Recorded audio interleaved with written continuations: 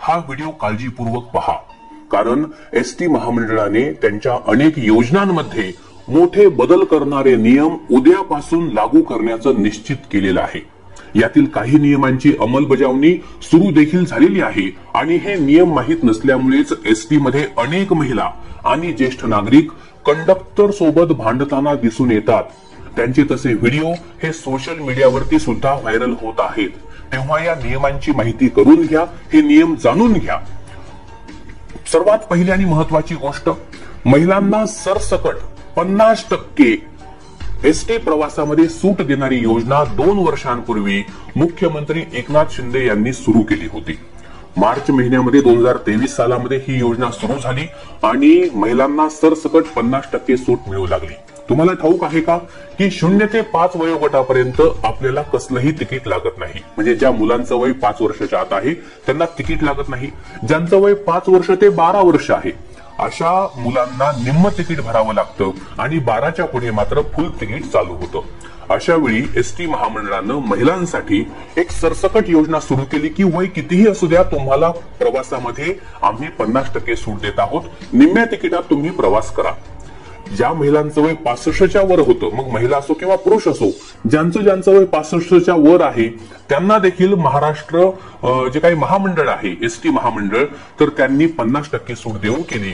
आणि ज्यांचं वय 75च्या वर आहे, पुरुष असो स्त्री असो, अशा ज्येष्ठ नागरिकांना तर 0 रुपयामध्ये एसटीने प्रवास करता येतो, म्हणजे कसलंही तिकीट काढावं लागत नाही। परंतु आता याच सर्व कारणांमुळे एसटी मध्ये प्रचंड गर्दी होऊ लागलेली आहे। प्रवाशांना विनाकारण मनस्ताप होतोय। तासनतास बस स्थानक आहे, बस स्टँड आहे, त्या ठिकाणी थांबावं लागतं। जरी थांबलं, मोठ्या प्रमाणावरती गर्दीचा लोंढा येतो, उभं राहून प्रवास करावा लागतो। एसटी म्हणजे असून सोय, जे आपण एक म्हण म्हणतो, तर तशी गत एसटीची झालेली आहे। आणि एसटीला मध्यंतरी भरपूर फायदा झाला, त्यांचं उत्पन्न वाढलं, परंतु आता मात्र या उत्पन्नामध्ये घट होताना दिसून येत आहे, उत्पन्न कमी होऊ लागलंय। आणि अशा या दुष्टचक्रात अडकलेल्या एसटीनं या दुष्टचक्रातून बाहेर पडण्यासाठी उद्यापासून काही नवीन नियम लागू करण्याचा निश्चय केलाय।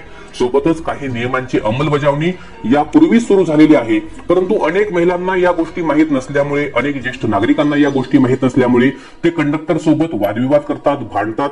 कंडक्टर त्यांना समजावून सांगण्याचा प्रयत्न करतात, परंतु कुणीही ऐकून घेण्याच्या मनस्थितीत नाही।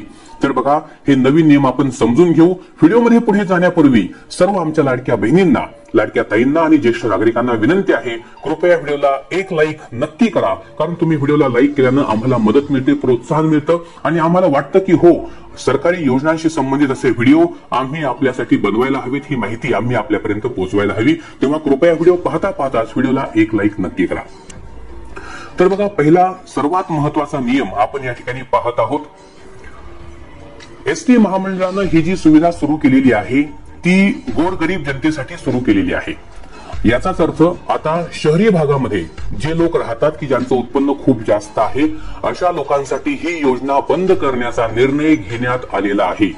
जर तुम्ही मुंबई ते ठाणे, मुंबई ते पनवेल, पनवेल ते ठाणे अशा प्रकारे मोठमोठ्या शहरातून जर प्रवास करत असाल, तर आता ही प्रवासाची सुविधा एसटी महामंडळानं बंद केलेली आहे। तुम्हाला त्या ठिकाणी फुल तिकीट काढावं लागणार आहे, त्या ठिकाणी अर्ध्या तिकिटात आता प्रवास करता येणार नाही, ही गोष्ट लक्षात घ्या।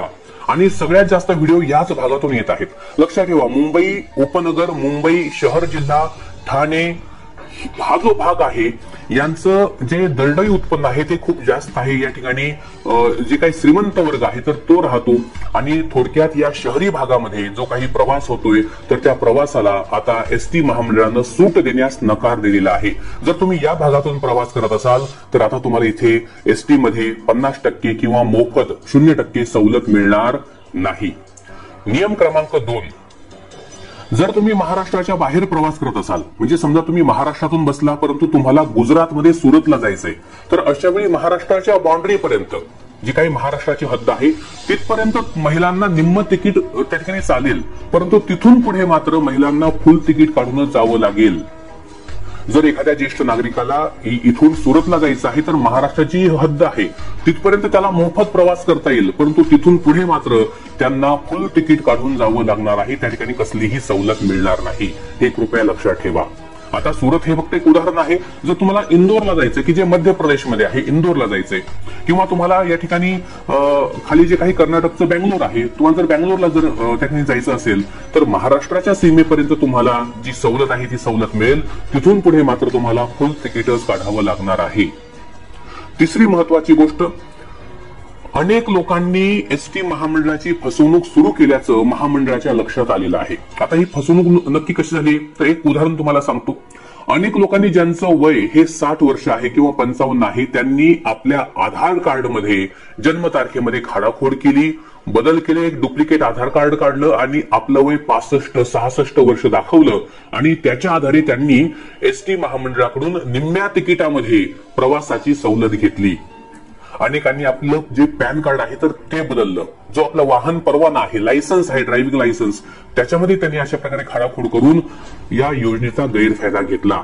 तेव्हा या सगळ्यांना चाप बसवण्यासाठी आता याच्याही पुढे जाऊन ज्यांचं वय 65च्या आत होतं त्यांनी 65 दाखवलं, ज्यांचं वय 65 ते 75च्या मध्ये होतं म्हणजे 65, 66, 70, 72, त्यांनी अजून त्याच्यामध्ये 5-6 वर्ष वाढवले आणि स्वतःचं वय 75-76 दाखवलं आणि 0 रुपयामध्ये प्रवास सुरू केला.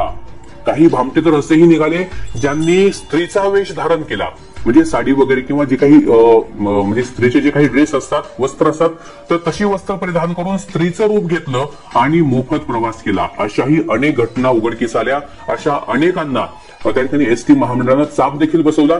परंतु आता हे सगळं एसटीच्या ज्याला म्हणतो की सहनशक्तीच्या पलीकडे चाललंय आणि म्हणूनच अशा सगळ्यांसाठी एसटी महामंडळानं स्मार्ट कार्ड ही योजना आणलेली आहे.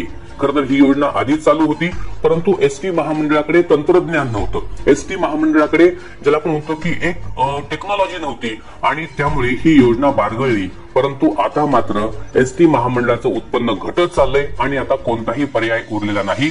एसटी महामंडळानं स्मार्ट कार्ड योजना लागू केली आहे आणि जर तुमच्याकडे स्मार्ट कार्ड असेल तर आणि तरच तुम्हाला आता निम्म्या ज्याला आपण म्हणतो की हाफ तिकिटामध्ये किंवा 0 मूल्याच्या तिकिटामध्ये प्रवास करता येईल.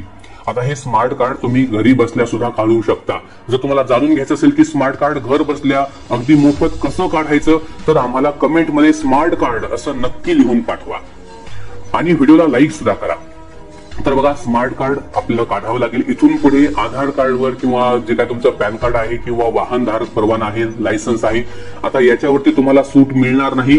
तुम्हाला प्रॉपरली हे स्मार्ट कार्ड दाखवावं लागेल. स्मार्ट कार्डवर सगळी तुमची माहिती नमूद असेल, तुमचं वय किती आहे, तुमची काही तुम्ही लेडीज आहात की जेंट्स आहात, सगळं त्याच्यामध्ये नमूद असेल आणि त्यावरून तुमची ओळख पटणार आहे.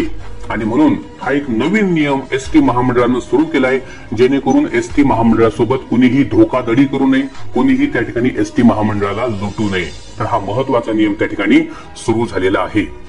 आता या नियमाची अंमलबजावणी जरी सुरू झाली तरी देखील अनेक लोकांना असं वाटतं की हे नियम लागू होणार नाहीत आणि त्याच्यामुळेच एसटी मध्ये मोठी भांडणं देखील सुरू होत आहेत.